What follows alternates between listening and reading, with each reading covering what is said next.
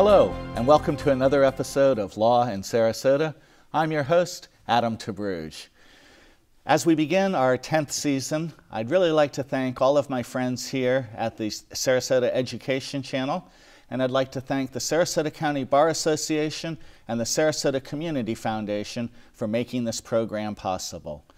Today, I'm joined by a great guest, Colonel Kurt Hoffman of the Sarasota Sheriff's Office. Colonel Hoffman, welcome to the program. Thank you for having me, Adam.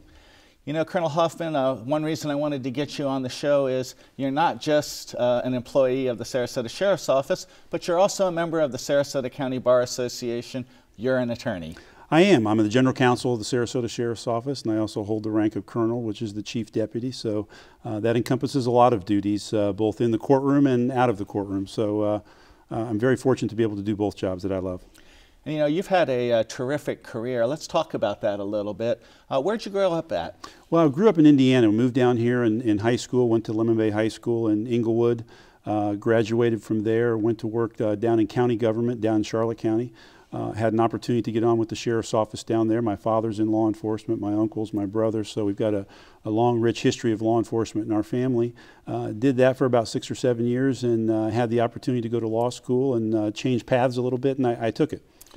Tell me just a little bit about your career with the Charlotte County Sheriff's Office. Sure. When I worked for the Charlotte County Sheriff's Office, I did a variety of things down there. Marine Patrol, I was a field training officer, I was in a DUI unit, worked in various aspects of the agency and really enjoyed my time down there. I got to teach in the training academy. Fortunately, I worked night shifts so I could teach during the day and really enjoyed doing that as well. So what led to the decision to go to law school? Well, my mom says it's because I like to argue with people a lot, but I will tell you that in making a lot of cases as a DUI traffic officer, I saw, you know, this is something that I think that I could do. I could take it to the next level and be able to go into the courtroom and argue these cases, and I thought that I was capable of that, and I enjoyed the legal sparring, if you will. And I also wanted to just further my education. I had already obtained my associate's and bachelor's degree while I was working the midnight shift. I went and got those degrees, and I thought that law school was attainable, would advance my career a little bit, and really enjoyed being in the courtroom. So, and it has done that. Where did you go to law school, and tell us a little bit about how you found that experience? Yeah, I went to Nova Southeastern University over in Fort Lauderdale. And once my wife got over the initial shock, I came home and put my gun belt on the counter and told her I want to go to law school. We had a 3-year-old son at the time, so she was very supportive, as she has been for the last 28 years. And fortunately, you know, as you know, when you have a strong spouse, you can do those things outside of the house, and I was able to go over there, get my law degree, worked in several children's rights projects over in Nova Southeastern in Fort Lauderdale while I was over there. Did a lot of mock trial work in the school system over there with high school students. I really enjoyed working with kids. I'd been a basketball and soccer coach for my son, so the extension of that, since my family was on the West Coast and I was going to law school on the East Coast. Graduated in 1998. Already knew I wanted to come back here, obviously, where my family was at. Went to work for the state attorney's office right away and kind of started my career as a prosecutor. Let's talk about that for a moment. And one thing I've always found a little bit interesting is there's different responsibilities as a law enforcement officer versus being a prosecutor in the courtroom. Describe a little bit of those different responsibilities. Certainly. I think the one thing that I try to, when I teach classes, relay to my deputies is, you know, prosecutors, according to our bar rules, are ministers of justice. And they should not always be looking necessarily to prosecute folks, but look at those cases where justice needs to be done, and there are different methodologies by which you can go about doing that. And I truly looked at that as like an opportunity to interact with victims in the community and craft those type of sentences or pretrial intervention programs that would help the individual, help the victim, and hopefully not have a reoccurrence of that type of criminal activity. So you're ministers of justice in the courtroom, and obviously a high degree of ethics. But on the street it's similar in that we have constitutional limitations out there, and I think officers need to be trained appropriately so that we're not trampling on people's constitutional rights. And we do a good job of that at the Sheriff's Office. That's one of my responsibilities as General Counsel, and the other attorneys that work there are to train those folks on the street so they know what the proper action and reaction is to encounters that they have on the street. So you worked in our judicial circuit, the 12th Judicial Circuit, as a prosecutor. What kind of cases did you handle? I had a variety of cases. I had domestic violence. I came north. I primarily was down in the South County office, but I came north and helped on some felony DUI trials, primarily DUI because of my background as a DUI traffic officer. They put me right into that mode. And shortly after coming to the state attorney's office, I was promoted to the supervisor of the South County office. I had 5 prosecutors that worked for me down there. And to me, that was just kind of an extension of my field training that I did as a deputy sheriff. Now I got to mentor and train some of these new young attorneys and hopefully mold them into being good, ethical prosecutors, which I think a few of them are still practicing around here, so I accomplished that. Well, that's outstanding. And Kurt, in addition to being a sheriff's deputy and a prosecutor, I also understand that you've been a teacher over the course of your career. Could you tell me a little bit about your teaching experiences? Sure. Right after I got my law degree, I realized that that was an opportunity to be able to advance the teaching that I was doing, primarily doing law enforcement academy teaching prior to that. I was able to branch out into some community colleges and a 4-year university down in Naples, Florida that asked me to come down there, and I taught for 4 years constitutional law, federal court systems, introduction to corrections, introduction to law enforcement, social problems, and I really enjoyed the interaction with the students. Had a large body of adult students in the classroom, and I enjoyed that very much. At some point, as you move up, as I did in the sheriff's office, your job responsibilities force you to not be able to teach as much as I did in the past, but I thoroughly enjoyed the 4 or 5 years that I taught college, yes. Well, of course, it's a lot of work to be teaching that kind of course load and working as both a prosecutor and your other responsibilities. Well, as you know, you're carrying a briefcase around from one job to the next, and it was a lot of work. If I didn't enjoy it as much as I did, I probably wouldn't have done it as long as I did. But I was a supervisor at the state attorney's office while I was teaching college classes, and I was still a reserve deputy down in Charlotte County before I came to work here for the sheriff's office. So my wife said, time out, something's got to give, and gave up teaching temporarily. Well, let's talk about how it was that you came to work at the Sarasota County Sheriff's Department. Sure. I had an opportunity to interact with a lot of the men and women of this agency when I was a prosecutor, and I always held this agency in high regard. I thought that the men and women of this agency had high professional standards, same standards that I held myself to, and when the vacancy for the general counsel's position came open, I approached Sheriff Bockwell at the time and said, look, I've done some instruction with your folks already. I've taught them in the academy. I'm a prosecutor here. I think I would be a good fit for the sheriff's office to continue that training and to teach these folks. And I have a law enforcement background.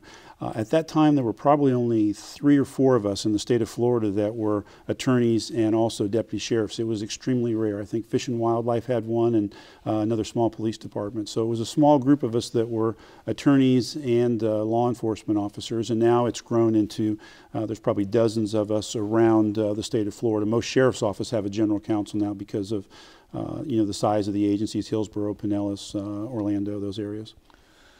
Well, you've also really progressed through the ranks at the Sarasota County Sheriff's Office.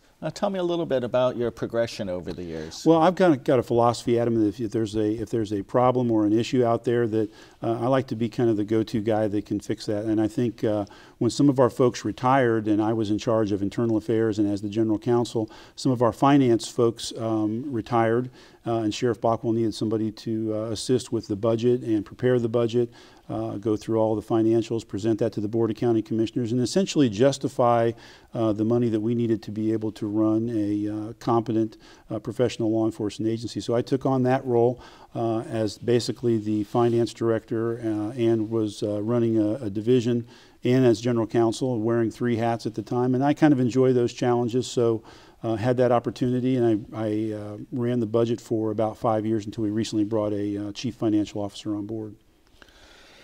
And I understand that recently you were promoted. I was. And tell me a little bit about how you worked your way up to the capacity that you're in now. Sure. I started here as a general counsel, was promoted to captain over internal affairs, ran the general counsel's office. In September of 2008, I was promoted to major, and I had 1/3 of the agency under my command, which was the administrative division.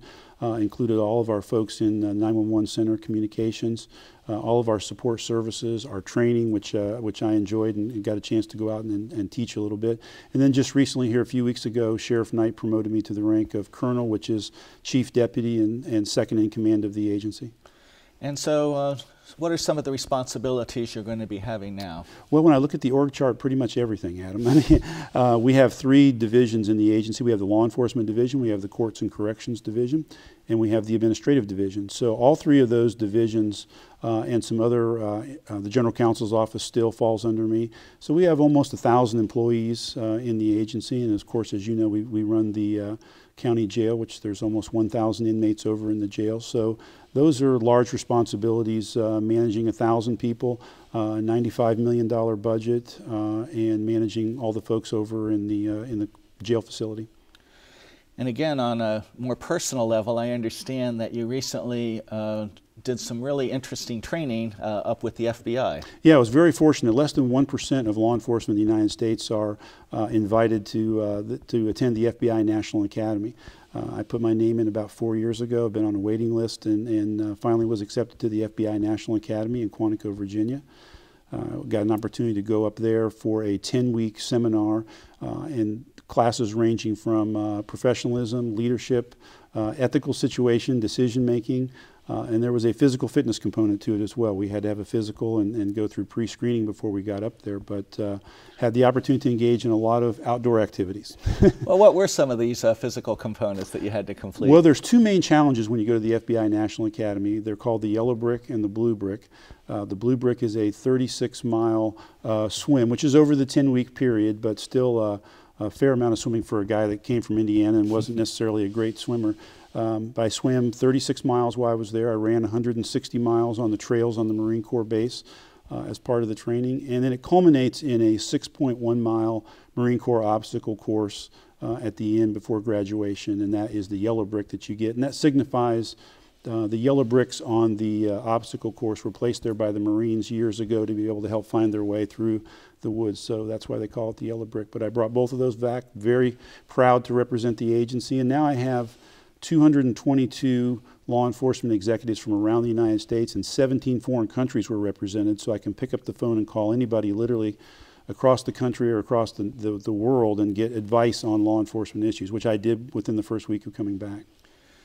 And Colonel Hoffman, as we wrap up this first segment of the program, tell me a little bit about what you studied there. You mentioned professionalism and ethics. What are some of the components that they were emphasizing? Well, we were fortunate to have some FBI agents that actually dealt with some of the major spy cases from the 80s and 90s, and they talk about the ethical decision making, you know, in those tough decisions when you're dealing with people.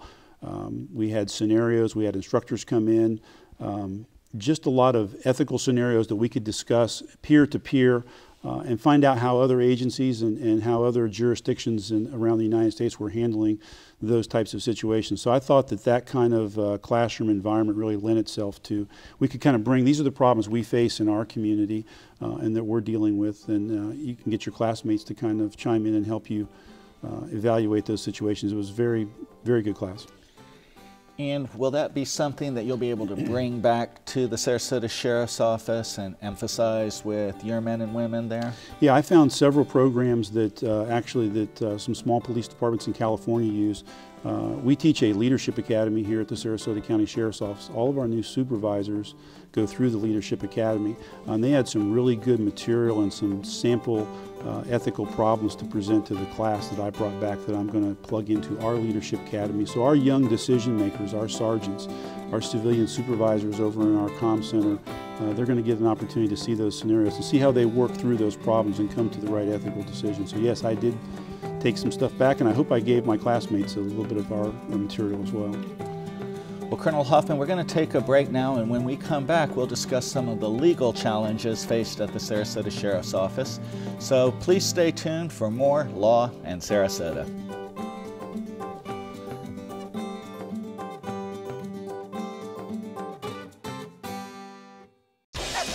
Adopting a new pet is a rewarding experience.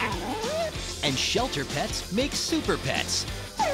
Your new best friend will steal your heart, bring you happiness, and enrich your life for years to come. You can make a difference in the life of an animal. Adopt and bring home a shelter pet today. To find out more, visit theshelterpetproject.org.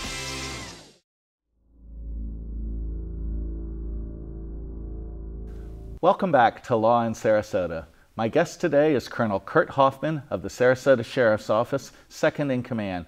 Colonel Hoffman, we were talking about your career, and the Sarasota Sheriff's Office, as we discussed, has almost 1,000 employees. It does. What are some of the overall responsibilities of the Sheriff's Department? Well, you know, almost every aspect of the agency touches some legal component. Our interaction with other governmental agencies, for instance, we've been instrumental in working on the recent marijuana ordinance. Then there's the panhandling ordinance, the noise ordinance. All of those have a law enforcement component. So we work with county staff on the development of the ordinances. We've got several large multi-million-dollar contracts related to the jail.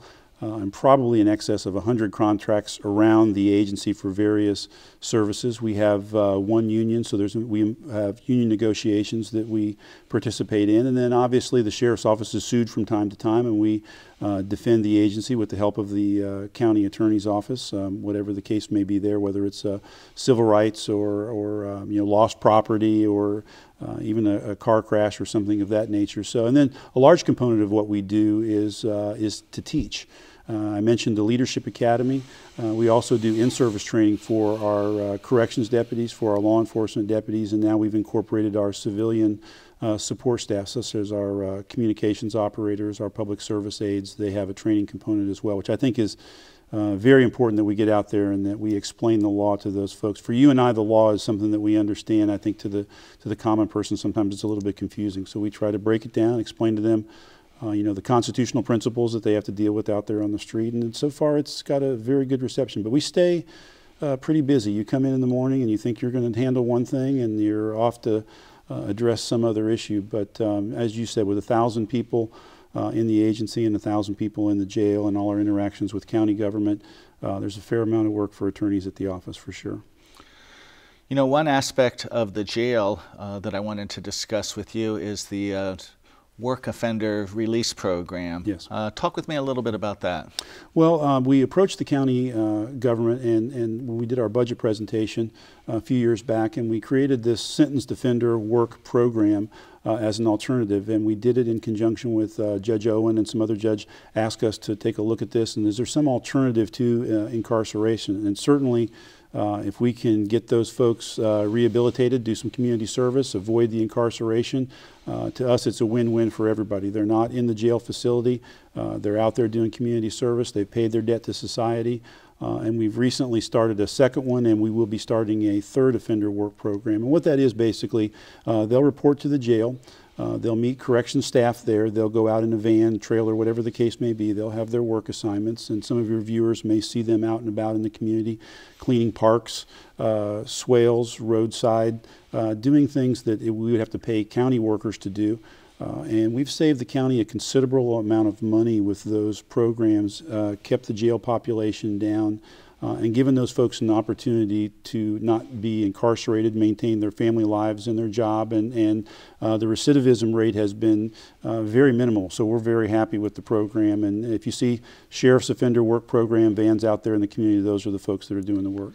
And just so that we're clear, most of these offenders have been sentenced because of things like driver's license problems or the like. You're correct. These are nonviolent offenders, minor offenses that traditionally had gone into the jail, and as you know, can cause the jail to have folks in there and be full when they could be out there doing something productive for society. And we've kind of turned it around with that program and multiplied it 3 times now. So the judges told us there was a waiting list for folks to get on that program. So we instituted the third one, and so far it's been very successful. They're not out there with chainsaws and power tools, but you know, a lot of the red tide that we had on the beach, and there was a fish kill out there, we had them out there. Like I said, we've had them in county parks, and I think they feel a little bit of a sense of pride too, to be able to do something to give back to their community as part of their sentence. So it's been a win-win all the way around. You know, speaking of the jail, I've really noticed an increased emphasis on allowing volunteer citizens to come into the jail and work with some of the offenders.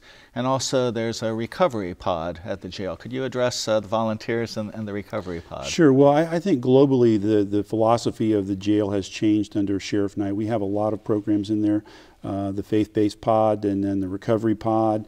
And you mentioned the volunteers. We have a significant amount of volunteers that fortunately for us, come into the jail and help us out. We don't always have the staff to be able to run all of those programs, but the sheriff has expanded those programs extensively, and the recovery pod has been very well received, and the recidivism rates of folks coming out of that program have been very low as well. So I think our focus has kind of shifted from the traditional law enforcement, lock them up kind of philosophy. If we can get, as you said before, certain people that meet criteria, obviously not violent offenders, felony offenders, things of that nature in some of these programs, but we can defer some of these people out of the judicial system, out of the jail system, get them rehabilitated. They're not coming back into the system, and that too has been very successful. But as you mentioned, the volunteers are a big part of that. We have a tremendous amount of volunteers that come in there and dedicate a lot of hours to those folks in the jail. We're very appreciative of that. We have a volunteer appreciation breakfast every year, and there's always a large amount of those folks that do the work in the jail that are recognized at that breakfast. We couldn't do it without them. And just for instance, I know that literacy is an issue amongst a number of the people that I've represented over the years, and I know that some of the volunteers are concentrating on literacy programs. They are, and there's been a tremendous amount of people that have got their GED while they were in jail, and we couldn't do it without those volunteers, and also employees of the school board are in there helping us with those programs as well. So again, not traditionally what a jail does, but I think in the long run for society and for our community to help those people get out and be able to function once they get out, as Sheriff Knight says, it's the right thing to do, and it is. So. And when we're talking about the jail and when we're talking about the sheriff's office, one important issue is always accreditation. Tell our viewers why that's important and what steps the Sarasota Sheriff's Office has been able to accomplish. Certainly. Well, we're accredited in several areas. Our Public Safety Communications Center that handles all of our 911 calls is accredited. The medical facility in the jail, it has a separate health accreditation. Our law enforcement area of the agency is accredited, as is the corrections. We recently went through, and those occur every few years on a cycle. We recently, actually yesterday, Sheriff Knight went and accepted the certificate for our law enforcement accreditation up in Tarpon Springs, and I'm proud to say we reached a 100% satisfaction rating with the assessors that came in, which is very difficult to do, and that's a tribute to the men and women that work in the Sheriff's Office. They really worked hard to establish these policies and procedures and to follow them. These assessors will go out in the field and they'll just watch a deputy who's working a traffic crash, or they'll watch a court deputy in the courthouse and not necessarily say who they are. So these are folks that assess us when we don't necessarily know that they're assessing us. And that means a lot to me when they come back with 100%. And then last week we had what's called the Florida Model Jail Standards inspection team come into our jail facility. And this is a group of professionals in the correctional field from various agencies. So they know what to look for when they come into your facility in terms of cleanliness, in terms of your programs, in terms of the way that we interact with the inmates and how we deal with them. And they were very satisfactory ratings when those folks, I went over and spoke to the assessors personally, and they were very impressed with the age of our jail, yet it was clean, and several of them said that some of the programs that we run in that jail, including the Sentence Defender Work Program, they were going to try to take back to their jurisdiction. So whenever somebody is imitating you, I think that's a good thing that we're doing something right. So yes, we have 4 accreditations, recently 100% on the law enforcement. We're very proud of that. Doesn't mean we're perfect, but we're doing a good job based on the assessments. You know, one other aspect of the Sarasota Sheriff's Office that sometimes gets overlooked is that of school resource officers. And since we're on the education channel and this is being shown throughout a lot of our schools, talk to us a little bit about the school resource officers and their responsibilities. Certainly. The Sarasota Sheriff's Office has a long history of having school resource officers in the schools here in Sarasota County. We have them in all the high schools, the middle schools. They do a wide array of security for staff and for the students, but they also teach as well. They do drug abuse education. We're currently, in November, we'll be running a teen driver challenge where we'll bring the kids out and put them through a driving challenge to help them with their driving skills. We do alcohol awareness. Narcotics overdose program that we do has got rave reviews with the kids. So the deputies are not just there for security. They're doing teaching in the schools as well, and obviously in the day and age that we live in, providing security for our students as well. And as I said, the National Association of School Resource Officers and the Florida Association has given significant recognition to our program over the years, as recently as 2009. And sort of along those same lines, the Sheriff's Office does a lot of community outreach programs. One in particular I'd like you to discuss is the Citizens Law Enforcement Academy. Sure. We're getting ready to graduate our 42nd class of our Citizens Law Enforcement Academy. And what this class is, Adam, it gives citizens an opportunity to come in and see what we do at the Sheriff's Office. They're our bosses. They're the taxpayers, so they should see how we do business. And we run a 9-week program where they come in and they see all aspects of the agency. We'll do everything from take them out to forensics and see how we analyze crime scenes. They'll get to see a canine demonstration. They're encouraged, and most of them do, to do a ride-along with deputies, and we get rave reviews from that. We take them down to the gun range and even see some of the equipment that we use. This has been a very good program for us to connect with some of the taxpayers out there and let them see what we do. And then it culminates in a banquet each year at the end where we bring them in and we have a slideshow and we get to see some of the fun things that they did. But to a person, they always say, you know, I didn't realize you guys did this. For instance, a lot of people don't know that we run the 911 center and that we run animal services and that we serve the civil process all over the county and operate the jail. They get an opportunity to go into the jail. We let them out of the jail, but they get to go into the jail too. So it's a good experience. And I think they're better educated voters, taxpayers, and citizens when they can see the inner workings of their government. So that's been a great program for us. No indication that we're going to discontinue that. You should come one day and be a guest. Well, you know, I have been a guest in some of those programs in the past, and it is great to see how engaged everybody is who's taking the course. And I have heard rave reviews from everyone in the past. What are some of the other community outreach programs that the Sheriff's Office is undertaking? Well, I mentioned we do the Citizens Law Enforcement Academy. We've got the Teen Driver Challenge coming up. Just a couple nights ago, we celebrated National Night Out down in Venice, and that was several hundred people there. It's on our Facebook page and on our website. We're very proud that the community came out and partnered with us against crime, and they got to see some of our canine demonstrations, our SWAT. We had some giveaways. Some of our school resource officers were out there at that event.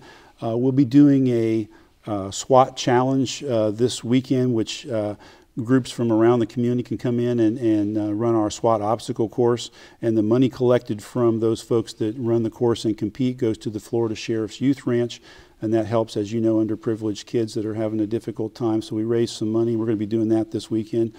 There's really not anything that we do that doesn't have some community component to it, and if there's one difference I could say about the agency under Sheriff Knight, is certainly he's focused on the community and our interaction with our citizens, and it's been great.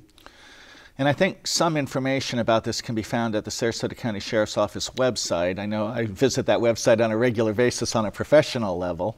Yes, SarasotaSheriff'sOffice.org. We have a Facebook page. We've got a YouTube channel there. They can see all the activities that we're doing. The public service ads that we run for texting, and around the holidays we'll run some additional public service ads. So we've reached out to the community with social media, with events in the community. As you mentioned, we recently had a recipient of the NAACP Freedom Award for Public Safety, Captain John Walsh, for all of the work that he's done up on the north end of the county, and we're just very proud of how he's integrated himself into the community up there, and he's mentored a lot of those young kids up there. And we recently had an essay contest where we handed out some awards to some kids up there with some bright smiling faces and bright futures, and we're glad to be part of that. It was an exciting time. Well, Colonel Hoffman, thank you so much for being a guest on Law in Sarasota and sharing all of this information with our viewers. Well, thank you for having me. I'd love to come back. And thank you for watching another episode of Law in Sarasota.